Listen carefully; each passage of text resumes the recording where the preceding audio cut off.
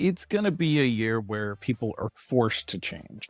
If you look at someone's house burning down in LA, that forces a change. Change that people may not want to go through, just not to the dramatic level as we'll see it this year. And it's forced transmutation because the snake can regrow its tail. So it's like if something bad happens, it just rebirths. And it's also a good year for health for people. So if you have like a lingering health ailment, the snake is the year where you can get rid of that lingering health ailment, because from the Chinese medical perspective, all sickness comes from what they call like evil qi or bad qi. If you've ever owned snakes, which I have, and you have an illness or some sort of bad qi on your body, then if you get close enough to the snakes, you will feel it on the body. You'll feel that area like tense up, or you'll feel like an actual reaction. And that's because the evil qi doesn't like the snake. I think the snake gets a bad rap in a lot of ways because it is there to pacify things like that need to be pacified. Yeah, you can interpret it as a bad energy, quote unquote, because of the snake like reputation, but it's like a you don't mess with me, I won't mess with you kind of thing. And that's where the revenge element comes in. So if you've wronged someone in the past, maybe watch out this year. They might come they might come back. Humanity has done so many bad things in the sake of just like making money that there's no easy way out of a lot of these situations that we found ourselves in. It's going to be difficult just because you've gone so far down a bad path. Like you're at the bottom of this Everest like mountain. How do I climb back up? Even in bad situations, if you want a dramatic change in your life, a bad situation is a good sign. All the world's a stage in this 2025 Year of the Snake. A stage with actors that can't keep up their costumes, literally. On last year's Year of the Dragon episode with Austin, the curtain began pulling back for everyone to face the inconvenient truths about our world so actual healing can begin. And this year, the Year of the Snake, the theater may just explode, or better said, shed its skin in the best possible way.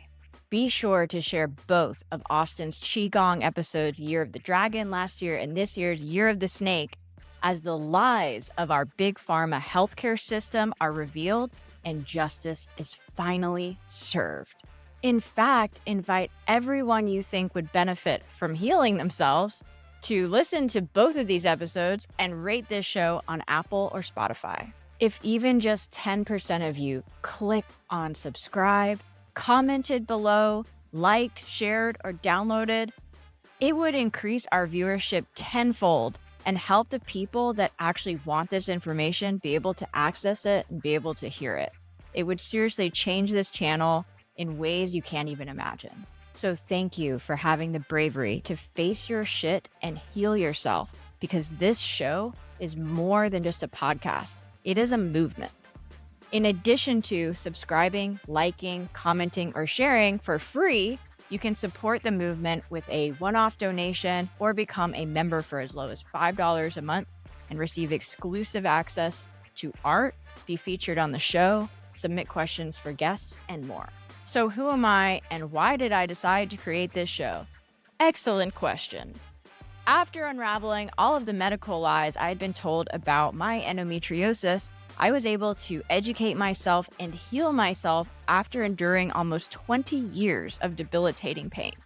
My experience inspired me to actually live my artwork, so I created an ongoing art series about it called Every Phase, where I create artwork that illustrates how I healed myself as I live by the phases of the female hormonal cycle. The artwork shows what's happening in the brain and the body during each phase and reveals how to biohack and leverage this energy in your life. I am actually living the art. So it's about way more than just healing. The writing and the art discuss truth, freedom, our current healthcare and financial system slavery, as well as the way out of it. Learn more by subscribing to my Substack at anothereffingartist.com. So all of that to say, even though I was lied to for years by doctors promoting big pharma, I was able to find experts that helped me achieve what I thought was impossible. This show introduces those people and practices to you. Today, we are chatting with astrologer, numerologist, animal rescuer, veteran tarot card reader, and Qigong practitioner, Austin Muhs. Austin's spiritual quest began at 19 when his father died. This tremendous loss filled him with grief and led him down a negative, self-destructive life path. After immersing himself in the way of psychology, philosophy, and spirituality, he discovered meditation and the Hermetic arts and was guided out of the darkness that had befallen him. Austin learned a valuable life lesson about how he could help himself. He realized that the only way to make life a rich, rewarding adventure was to help others. Astrology, tarot, and numerology offered him a new avenue that enriched his quest to make a positive difference in other people's lives. This holistic approach gave him a thirst for self-improvement, led him to become a Tai Chi and Qigong practitioner, and instilled in him a deep love for nature. All of his life experiences and accomplishments gave him a personal philosophy. To make life rewarding, he needed to do his part to make the world a better place. And to make the world a better place, he needed to help others, because helping others was all about healing himself. The world theater is very active right now. Yeah, exactly. So, We gotta keep the circus going, right? Clowns need a job. yeah, they're in full force right now. It's in full force theater mode. Dude, all of your awesome Substack articles. Oh, thank you. Thank you for convincing me and really being like, you need to get on Substack. It's literally a whole different world, and it's not all positive, but it's mostly positive in terms of the quality of people, I think. So, I've been really surprised. And it's like a whole other, when social media life, it's like all about the hashtags and followers and who's following you, and discoverability and stuff. And so Substack, yeah, obviously we want to connect with people, but I really enjoy that there's no fucking hashtags. well, yeah, that's You nice, know? and well, 1,000%. And I don't think it's easy to get quote unquote discovered, but it forces people to interact with one another. And you may like Yeah. that or may not, but it does. If you want other people to see your stuff, you have to engage with the community somehow, which sometimes I don't have time for that, but it's Yeah. out there if I ever want to do it. Yeah. I think people are just getting, especially me, so tired of this. Okay, what do I do for Instagram and Facebook discoverability? And Substack is more about like the message, I have found. More about the writing, the message. So it's getting people, I feel like, back into making reading fun again or something. Well, 100%. And people are slowly figuring out that both Facebook and Instagram are pretty much useless unless Facebook's totally useless unless you're advertising to cat moms in the Midwest or something. Dude. I don't know what you want to use Facebook for, but I just put my Substack up there, and it's another place to repost it, but that's about all I can see. And I talked to some old friend, but that's even rare. So, Yeah. no. It's very pay to play, Facebook, Instagram, very much Yeah. so. So I'm glad Substack isn't there and puts it, instead of advertising, it's you monetize your own shit. Yeah. Exactly. Yeah. Yeah, it's awesome. Let's chat about the year ahead. Yeah. The year of the snake. And technically, the way I look at it, we're at the end of the year. This is Pisces, at least in the natural realm, right? Spring beginning. What do we have to look forward to the year of the snake? Well, it's just a very intense year, and it's like a wake up call for humanity. Yeah. And it's like, get back to whatever you felt like you needed to be doing and fix the things that are obvious glaring problems. That's how it breaks down within the Chinese zodiac, is just there's a lot of like weird things happening, and humanity needs to get on the thing and fix it. Yeah. And I'm going to write about this in an upcoming book, but there's very interesting correlations between songs that are put out in certain years and their themes. That one song by Billy Joel, "We're Gonna Start the Fire," or "We Didn't Start the Fire." Remember Right. that song? Oh, That was yeah. actually put out in the year of the snake, I think 89. It's interesting Wow. if you look at all those different themes in that song, which was like one of my favorite songs as a little kid, by the way. But Yeah. like Little Austin was Yeah. out going ham in the Yeah. freaking car with mom. So I yeah. see it. Good. Yeah. So I never knew why I liked that song, but like looking back, it's like a very deep, he's talking about all these world events. And Yeah. we didn't start all this, but we're like, we got to deal with it. You know what I mean? Yeah. And listen, this could get into a whole other episode where it's like talking about things that are, it's like predictive events, right? Of things that are occurring that it's like, okay, is this by design? Like we're Yep. planning to do this in 2025, you know, that gets Yeah. into a whole other world. Yeah, could be. And just for people who are interested in that specific theme, if you listen to Kid A by Radiohead, that Hmm. came out right before 9/11 and Yep. seemed like if you listen to the whole album, it seemed very predictive of that. Listen to it with 100%. that in mind. So it's interesting how music can be very psychic. And there's another rapper, the guy from the Gorillas, he's escaping me, but he Yeah. put out a song Virus and it basically talks about the pandemic back in 2000. So that was another Yeah. interesting one. But anyway, I digress. But yeah, I think if we look at, if people are just curious about that, they can look at those specific years and see how it correlates to the themes of the Chinese New Year. And one thing that again would put in there is if you look at the original Papa Roach album, Hmm. it came out in the year of the snake in 2000. Well, yeah, What would it have been? 2001. Yeah. Something like that, or 2000, what one or the other, but I think it was 2001. Not only is there a song called Snakes on the album, but Right. there was also another song called Revenge. And as we learned, the Nice. snake is the year of revenge. Nice. So, again, who was getting revenge on who, where these fires started, but there's all these themes going around. And not only that, but this is a deeper level, which is inside the Taoist canon, the snake correlates, the inner animal of the snake is insects. And Papa Wow. Roach is an insect. And that Yeah. album was like really big. Oh, yeah. There's, at least my opinion, nothing by accident. Nothing. 100% by design. But it's not just I just happened to tap into universal consciousness and here's this event magically that occurs. And look, we have a whole album about it and all the marketing and symbology that just perfectly lines up every damn time this fucking year rolls around. But something you Mm. said reminds me, so Year of the Snake was 89, but we know in different years, the Chinese New Year starts after a lot of times our Gregorian calendar that we live on. So Yeah, I almost think always. But yeah. right. And so for me, I was in 89, but technically I'm a dragon because I was January 30th. How does that for people that have that, but then maybe I guess I share qualities of the snake, or for people in terms of the zodiac, in terms of like astrology, would it Mm. be that it's the same kind of aspect as like being on a cusp? I don't think so. I think there's a Okay. pretty harsh divider there. Nice. I don't think it's cuspy in that world, so to Okay. speak. So, Cool.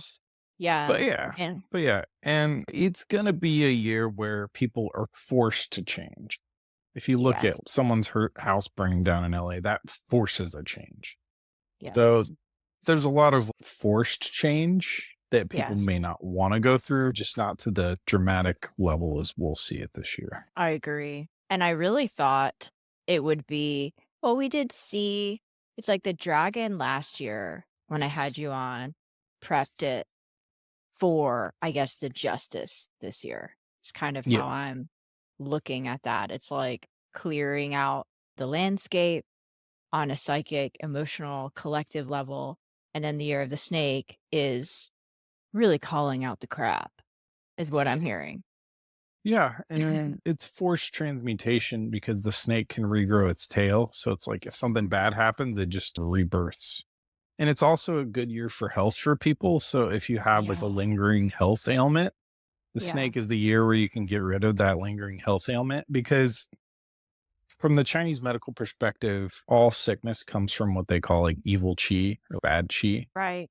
Yeah. So if you've ever owned snakes, which I have, and you have an illness or some sort of bad chi on your body, then if you get close enough to the snakes, you will feel it on the body. You'll feel that area like tense up, or you'll feel like an actual reaction.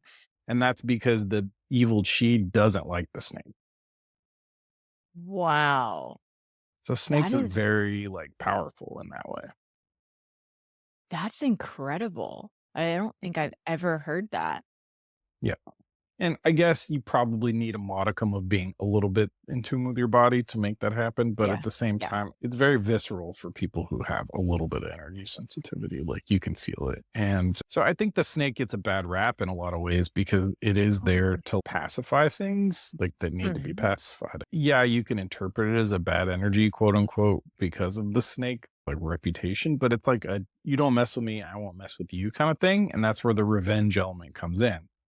So if Yeah. you've wronged someone in the past, maybe watch out this year. They might come Yeah. for they might come back. It was never not going to come. So it's Mm, it's like the unavoidable thing that it's, yeah, you thought like you were gonna escape this, but you're not. yeah. Yeah. This could be your year for the reckoning. Yeah. Well, and it, like you said, for health, so excited. The nodes shifted, I believe, and correct me if I'm wrong, because I know you do so much cool shit, astrology, tarot, but the Pisces Virgo axis. Yeah, the health Oh yeah. exchange, or really energy exchange in totality. That's not even just obviously health. It's a health axis, but not only just physical, emotional, spiritual, and how we exchange money, how we exchange energy, how we exchange in all forms, which Yeah. I'd love your thoughts on that too. It all these archetypes connect together.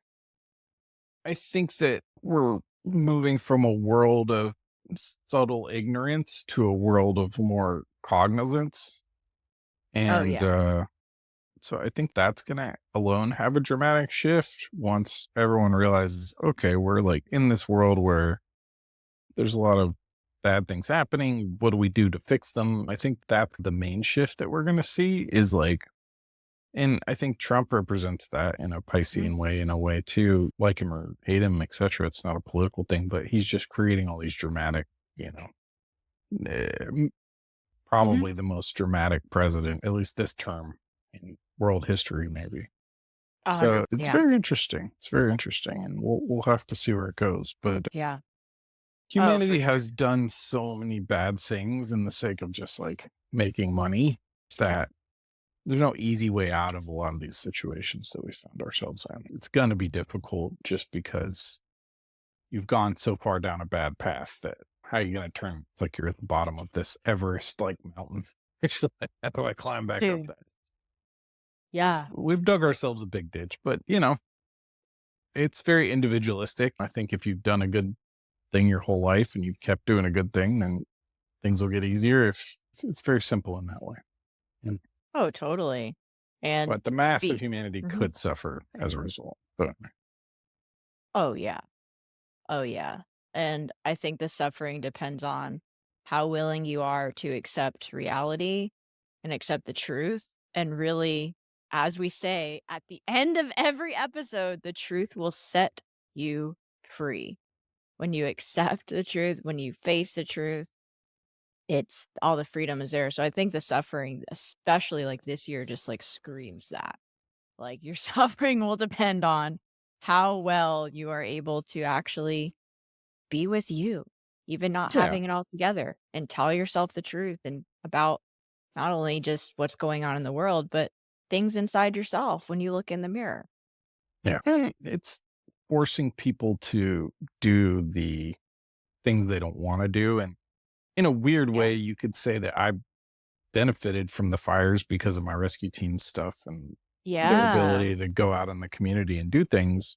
So even in bad situations, it's usually if you want a dramatic change in your life, a bad situation is a good sign.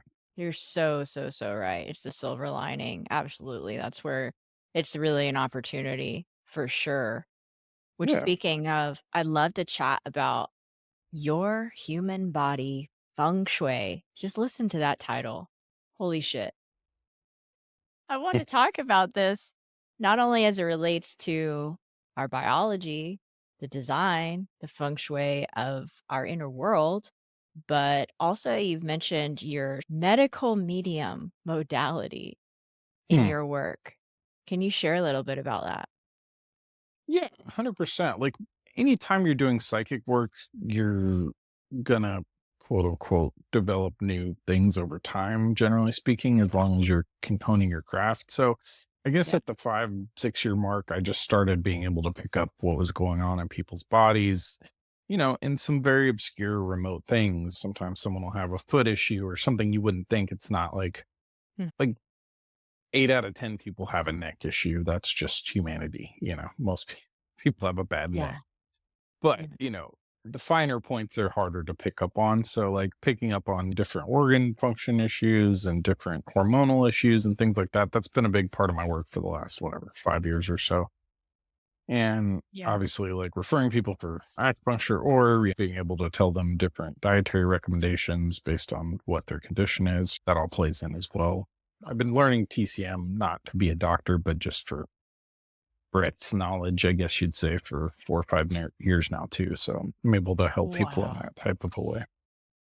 That title's it's everything. Like, it's how does that title relate to what people will read in the book? If you look at Chinese or Taoist cosmology, however you want to look at it, the human body is an amalgamation of all the different 12 animals. Like the spine is like the dragon's spine, and the Wow. intestines are linked with the snakes. If you think about the intestines and how they're like Yeah. zigzaggy, and the hand, they're linked with the ear of the rabbit and things like that. So there's a lot of that different type of information that talks about what specific areas of the body are and like what how that plays into your life and your fate and things like that. But everything in our fate, unless we change it through spiritual practices, is presented on the human body, from how much money we're going to make to how many marriages we're going to have. And that's like the depth I Ching study within human body feng shui. But human body feng shui is just to let people know that our body is a direct correlation to the universe. The left eye represents the sun, the right eye represents the moon, and in between, what the third eye is represents the stars. Wow. Um, and they always look at like the eye, this line up is like the heavens on the body, and then the Mhm. earth, and then the nature is like the bottom half. So it's divided into 3 subsections. So there's a Wow. lot of in-depth information and what from looking at different subsections of the spine, you can judge people's longevity, as well as the very easy one that most people can learn is the ears. If you have round ears, usually you have a lot of money. So if you look at like bankers and people in finance and stuff like that, a lot of them all have the round ears. And then people with very thick ears, that deals with good fortune and just like happiness. So if you have very thick ears, then your happiness level could be higher. And I'm looking at people's ears now. yeah, and then longer ears is gonna signify long life. So a lot of the different Interesting. qigong practices are aimed at the ears so that you can increase your longevity. Very interesting. And the fate aspect of this, obviously, we know both free will and fate are happening at the same time. And it's really echoed in what you were saying, but changing people's fate. You guys got to read you got to get on Substack, go to Austin's page. And he has so many of these articles that I'm talking about that are just like whole worlds that you can enter that lead into other solar systems and galaxies, if you will. But changing fate, what really struck me, and you have an article about that. Can your fate be changed with Qigong? Which, we know by free will spiritual practice, absolutely can be influenced and impacted.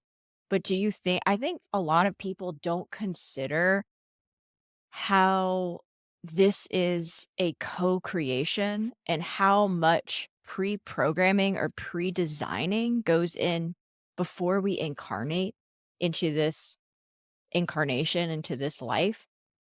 And so because we're in such a in my opinion, at least spiritually narcissistic, I create my own reality type of world, that I feel like a lot of that, it falls short because there's no addressing of this aspect. And I'm not saying like we're victims to just like whatever the fuck we pre-designed or our karma, but share with me your thoughts on that. Well, I think it's a hard subject to broach just because a lot of people aren't ready to hear it. But Yeah, from the Taoist research, 50% of the fate is hard fixed.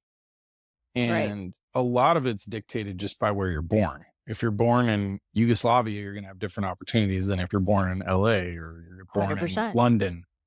So already people born in major metropolitan areas are going to have a little bit of a leg up just because they have more access and more, influential things around them. You could travel there though, like later. So this is like, okay, the fate free will conversation. It's okay, you're born here.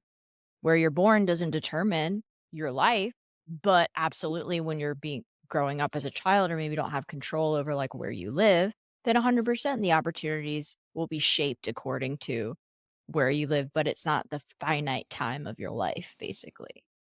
Yeah. And like people like me, I was born in Texas, but immigrated to LA and it just happened that way. Right. But long story short, it's only through these spiritual practices. And I would say the area where we have the most free will is our relationships.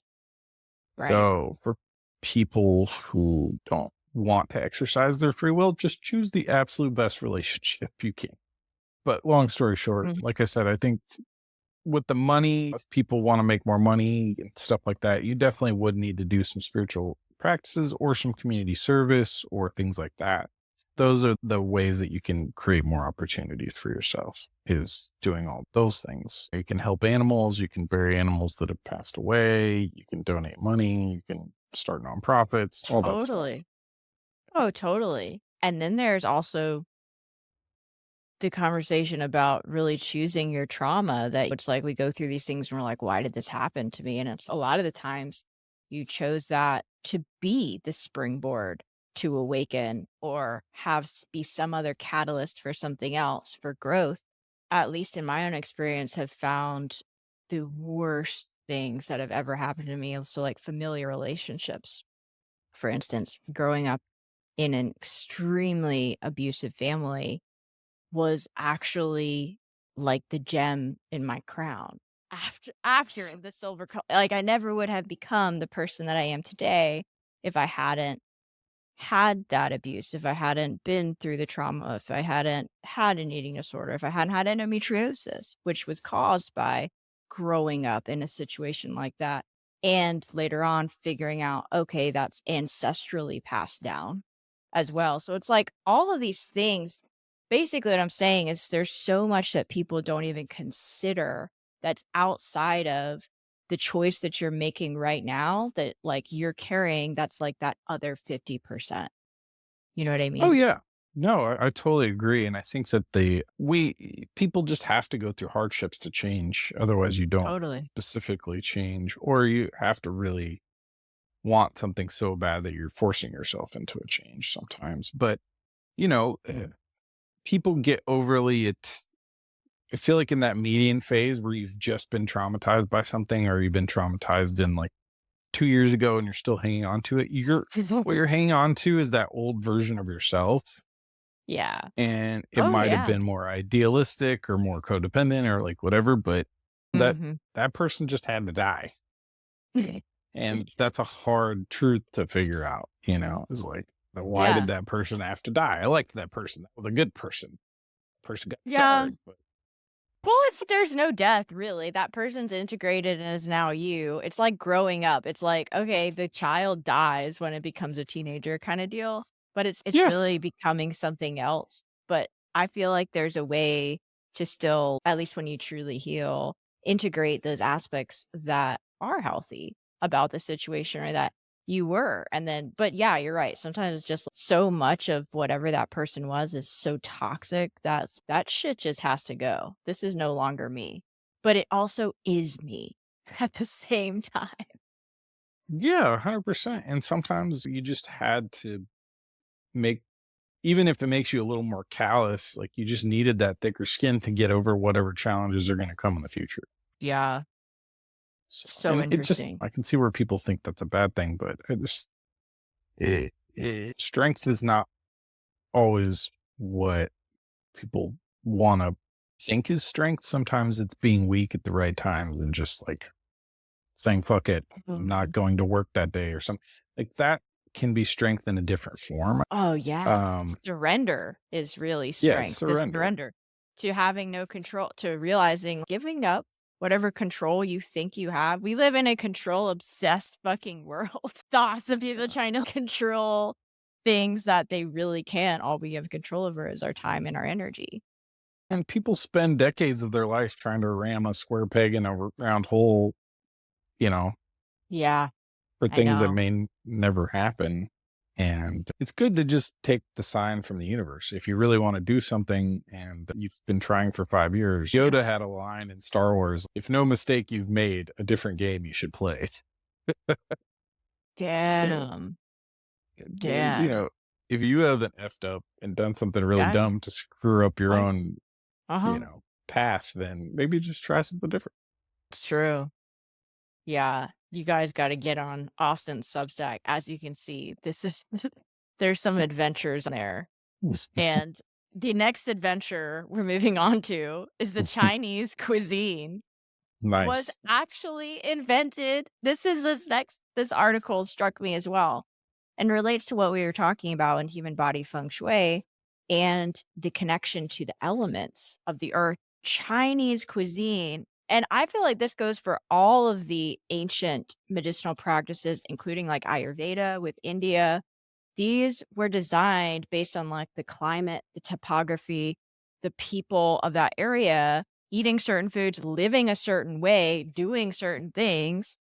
There's certain diets that are complementary for that, that are going to leverage that kind of lifestyle or be able to treat certain ailments that may come from that specific culture of people. So this article, I loved reading about it, the cyclicality, the connection between our food, the elements of the earth, the seasons. Let's go over it. Let's talk about that. Chinese food, most people think, and I fucking hate saying this, but it's okay. Panda Express here in the West, it's Piachangs, Panda, it's like lo mein, all this stuff. But let's talk about the medicinal roots in all of that. Yeah. So within Taoist canon and lore, they believe that Lao Tzu actually reincarnated as a chef. And he's a specific Interesting. figure. And his second incarnation was to change or overhaul the different cuisine within China and to integrate Wow. all these Chinese elements of Chinese medicine. Because people don't realize this, but every single day, most of us are eating what they consider in Chinese medicine as the five poisons, which are Yeah. include like onions and garlic and things like that. And Mhm. the poisons in small doses help to re-regulate a lot of the other systems in the body. That's common sense. People know garlic is good for immunity and onions are good for this and that. And ginger creates heat in the body, but the skin of the ginger actually creates cold in the body. So there was all these ways to like micro-regulate the body and try to create equilibrium. And so by combining all these different elements and dishes, what you're actually making like a higher form of herbal concoction. So it's not just food anymore. It becomes like a high form of herbalism if you know what you're, doing, or even just a lot of these recipes that I listed in that specific article, they balance different kind of conditions out. And I wrote about that in the article. And I'm no, Chinese culinary expert, but a lot of that stuff's already been somewhat well researched. It just wasn't really put forth in the fact that this was a conscious effort to bring that to mainstream society so that Yeah. people weren't eating things that got them sick or dysregulated the body, because we know that 80% of the reason people get sick in the modern era is because of diet. 100%. Sometimes Totally. it's emotional based, but if you think about it, we're all going to have bad emotions. Life is just full of bad Oh, emotions. well, that's what I was gonna say the other 20% is. It's all of the emotional sicknesses that cause other shit.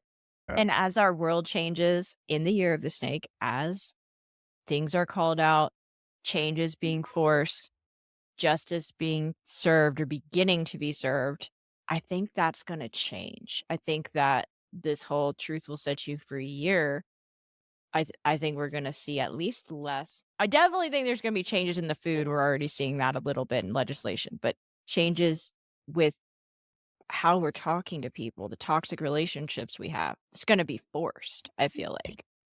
100%. 100%. It's going to be forced, just like the narcissism thing became mainstream and dealing with psychopaths and things like that. But it's weird that those things, if you look at Freud and even Heidegger, who was like a German philosopher, a lot of those guys, they were deeply into the I Ching. They just didn't really know what to make of it. They're like, this is pretty wild. But, you know, Western psychology, I think, was an attempt to understand the deeper underpinnings of reality in a way, because it grew out of kind of Greek philosophy and then it circled back a little bit to like humanism or something like that.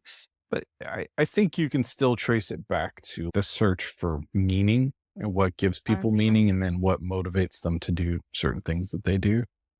But that's where I think it's very interesting to study astrology and Chinese astrology in particular, because if you know a person's animal, you can at least start to understand what their possible motivations in life may be.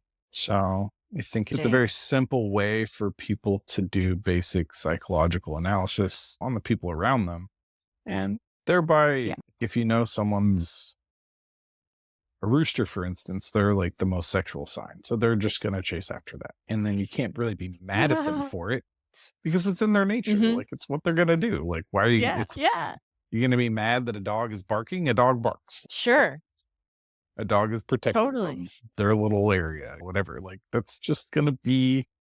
So I think it could stop a lot of misunderstandings and you could start to relate to everyone instead of just like your little bubble that you like. Oh, yeah. And then how that, knowing that, and then how that influences their diet or how that may influence their inner biology based 100%. on that sign is what I find just fascinating.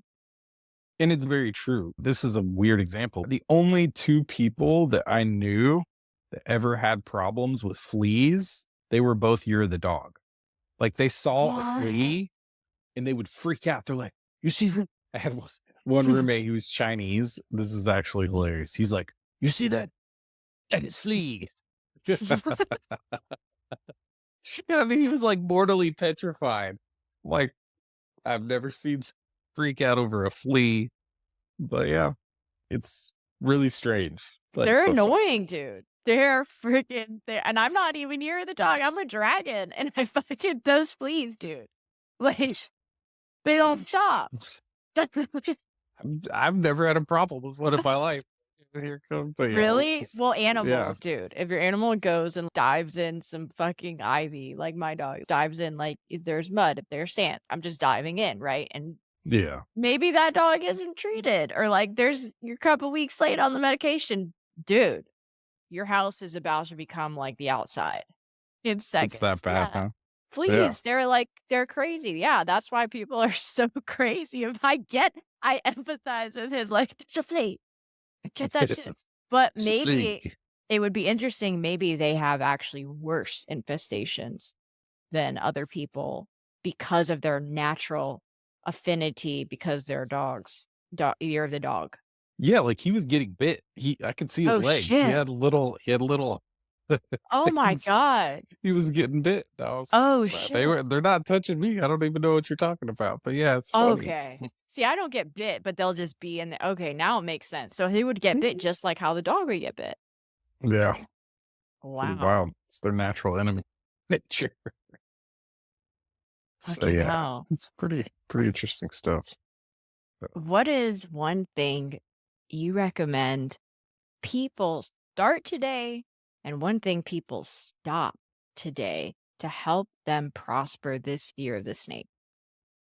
Well, the easiest thing to help people prosper is the simple like morning meditation in Taoism, which literally takes 2 minutes, which is When you wake up, you want to think of your favorite person, and then your favorite color, and then your favorite song. You want to think of those 3 things for 30 seconds each. Person, color, song for 30 And seconds. Okay. yeah, and that will shift a lot of things. Wow. And it can change, So, obviously, day to day. Like the yeah, song may be different. yeah, and different colors mean different things, and it doesn't have to be a song. It could be like a nature sound too. The nature sound's actually maybe the best, but you can think of a sound. I think Wow. of song. Yeah. But yeah, Yeah. that will help a lot. And then one thing people should stop just across the board is just drinking lots of cold liquids, because that's just Mm. wholesale bad for you.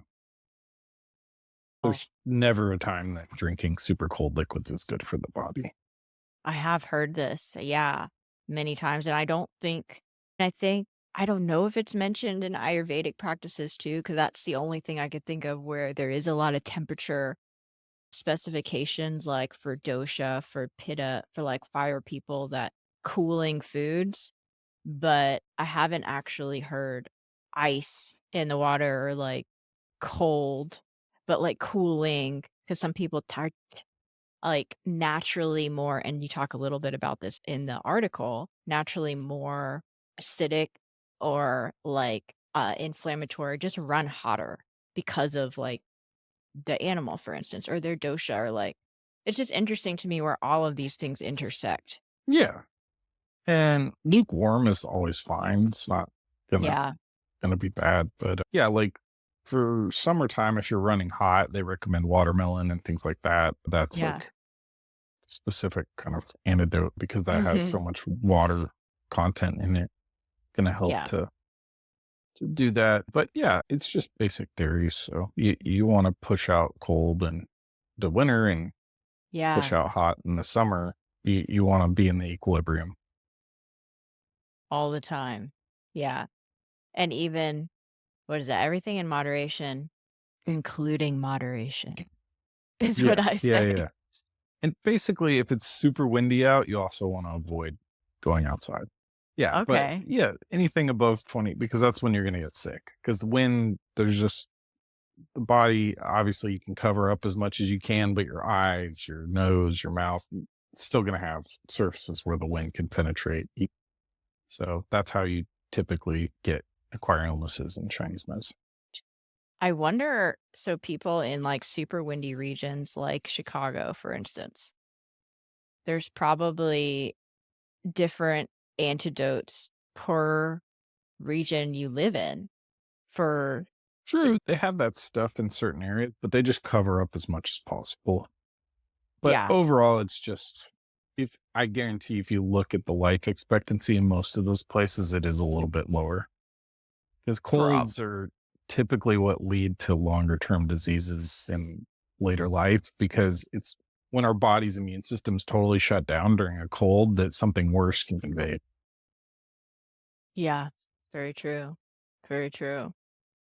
On that note, I'm invading with the biohacking with art question for our Okay. finale. Are you ready? I like it. I'm ready. Do I get to spin a wheel, like imaginary wheel somewhere? You're I'm ready. spinning it now. You're spinning the wheel of the zodiac, the Chinese animal. I like it. That's what I I like it. imagine anyway. And all of the animals that you rescue. Be very interesting to do, I don't know, some kind of piece, but we'll see with the answer that you give. So if Okay. you could describe the year of the snake with any art medium, how would you make it and what would you choose? Well, it'll be with clay, because the story goes that the universe was created by a goddess, Nuwa, in Taoism, that was half female and half snake. And she fashioned human beings out of the clay. So that would be my Yes, medium. that's amazing. And I've seen gorgeous depictions of that goddess specifically. Mm. Really cool. So in the year of the snake, is she actually at all mentioned, like, connection with her or, like, this her year or no? I think so. I think Yeah. so. I think there's definitely a correlation. And she's also very revered, because she not only created humanity within canon, but There was also like I guess like a biblical flood type of event that I think way predates Christianity's talking about that, but where the heavens were pouring down water and she had to cut the legs off of this turtle to make pillars. And then she used the 5 elements with 5 stones to patch the hole so the water would stop. And there was like harmony on the earth again. It's fun. Wow. This is like several art pieces. I feel like we've just discussed a whole damn gallery. It'd be pretty cool, actually. It'd be a cool art piece. I like it. Hell yeah. I love that answer. And it's just been, as always, so real chatting with you today. Okay, so we already know you guys are going to go to Austin's Substack. It's so worth subscribing, doing even a paid subscription so you can access some of these articles we've talked about today. But besides Substack, and that's going to be in the show notes, where else can people find you? How can they connect with you, learn more about your work? My newest book, Human Body Feng Shui, if people search 3 Pines Press, that's how you'll find it. You could just put in Human Body Feng Shui into Google and the website with 3 Pines Press. It's going to be on Amazon soon, but that's a publisher thing, and I don't know when that's going to happen. But then people can obviously connect with me on Substack, or if you just want to ask me random questions or get a reading or something, I'm also on Instagram. If you just use my name at Austin Muhs, you can hit me up on Instagram and ask me questions, stuff like that too. I've got a TikTok. I've got a YouTube channel for my animals. I've got all that stuff. So, but we'll just keep it simple. I've been digging the daily horoscopes that you send out, which also, if you subscribe to the Substack, I believe, you're doing that for all subscribers, the daily horoscopes or weekly horoscopes. Yeah, I was making it paid for a while, but realized that's sometimes not smart. But to get my older articles, that's when you have to be a paid subscriber. So if you want my whole catalog of back stuff, everything else is, if it's within 2 weeks, it's free. So people can see the current stuff. I love the way you put those horoscopes together. And I'm like, dude, fuck your daily horoscope app, whatever people are using out there.